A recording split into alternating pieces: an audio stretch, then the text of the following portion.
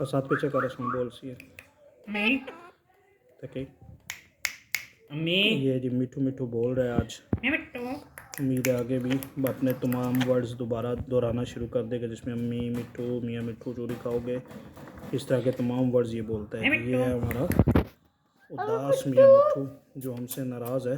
काफ़ी दिनों के बाद हम अब इसके पास आए तो ये आहिस्ता आहिस्ता हमसे राज़ी हो रहा है जी।